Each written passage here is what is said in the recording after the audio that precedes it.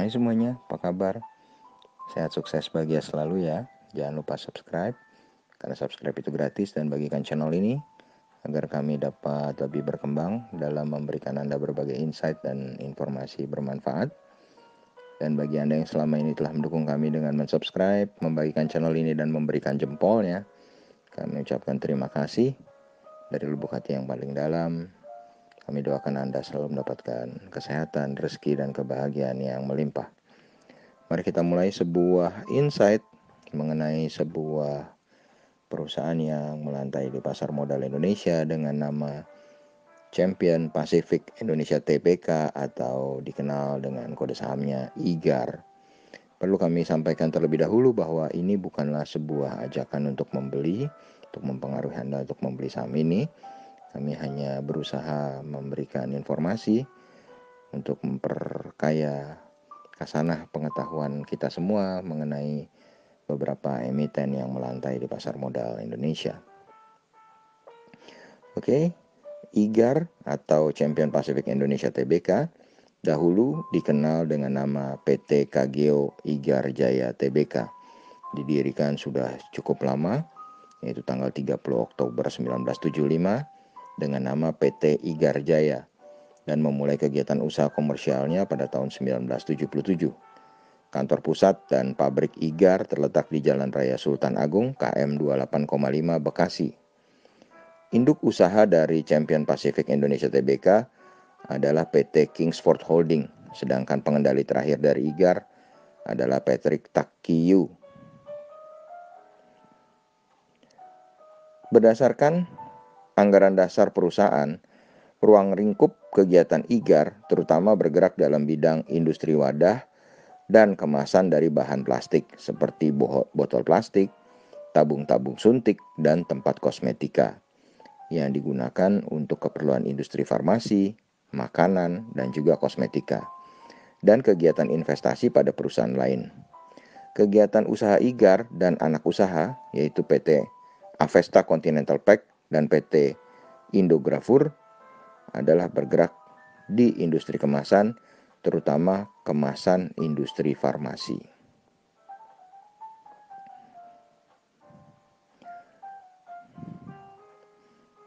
Anak usaha dari IGAR sendiri, PT Avesta Continental Pack, sudah memulai operasi komersialnya sejak tahun 1976 dengan lokasinya berada di Bekasi dengan bidang usahanya adalah kemasan.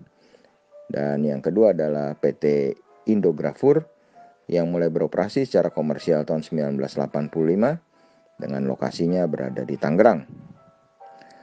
IGAR sendiri merupakan sebuah perusahaan yang memiliki nilai pasar atau market capital sebesar 303,33 miliar rupiah dan sudah melantai di pasar modal Indonesia cukup lama, mulai dari 5 November 1990.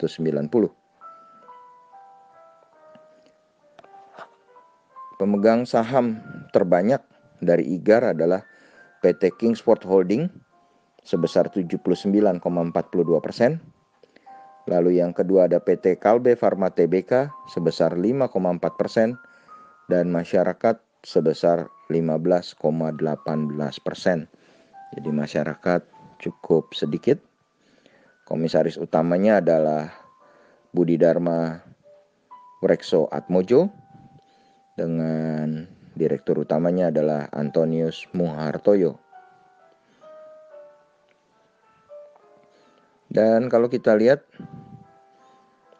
tahun 2020 ini IGAR berhasil mempertahankan EPS-nya sama dengan di tahun lalu di angka 45 dan berhasil mencatatkan pertumbuhan secara Q on Q maupun year on year pada kuartal kedua ini.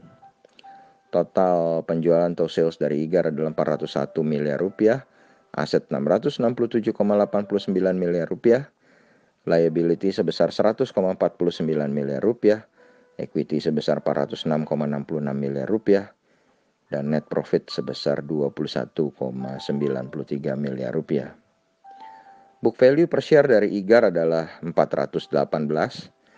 Ini menghasilkan sebuah rasio valuasi yang cukup menarik, di mana price to book value ratio-nya di bawah 1, yaitu 0,75 kali, Dan price earning ratio-nya juga cukup murah ya, ini 6,93 kali. Jadi secara valuasi perusahaan IGAR ini sangat terlihat menarik. Kemudian kalau kita lihat secara net profit margin, memang net profit marginnya hanya 5,46%. Tetapi ROE-nya cukup menarik 10,78% dan return on asset-nya adalah 6,56%. Dan kalau kita lihat rasio utang dari IGAR ini atau debt equity ratio-nya cukup kecil, yaitu 24,71%. Jadi IGAR adalah sebuah perusahaan dengan valuasi yang murah, return on equity yang bagus, dan rasio hutang yang bagus.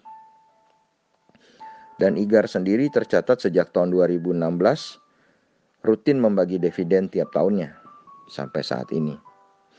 Dan ini juga merupakan suatu hal yang positif tentunya bagi saham IGAR.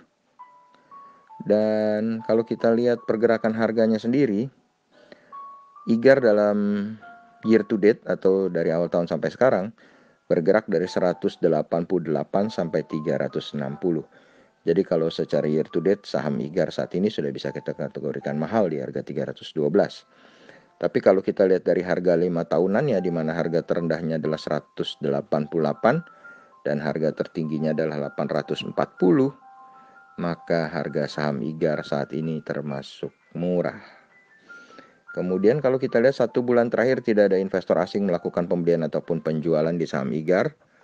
Tetapi kalau kita lihat secara year to date, maka saham IGAR ini tercatat investor asing mencatatkan penjualan sebesar 31 juta rupiah. Bagaimana dengan Anda? Apakah Anda tertarik memasukkan IGAR sebagai watchlist? Atau malah ingin membuat trading plan atau investment plan buat IGAR? Dengan tentu saja keunggulan dari IGAR adalah terjadinya peningkatan EPS baik secara Q on Q maupun year on year di kuartal kedua ini, walaupun sebenarnya sedang ada COVID yang melanda Indonesia. Kemudian secara valuasi IGAR sangat murah, PER hanya 6,93 dan price to book value ratio 0,75. Secara profitability juga ROE-nya 10,78%, double digit. Dan rasio hutangnya debt equity ratio-nya 24,71%. Dan nilai plus lainnya adalah IGAR selalu membagikan dividen setiap tahunnya. Kami hanya memberikan datanya kepada Anda yang memutuskan. Semoga bermanfaat. Tetap sehat, tetap semangat, maju terus dalam mencapai profit maksimal di pasar modal Indonesia. Dan jangan lupa untuk selalu berusaha bahagia. Nantikan terus berbagai insight dan informasi yang tidak kalah menariknya dari carakaya.id. Sampai jumpa.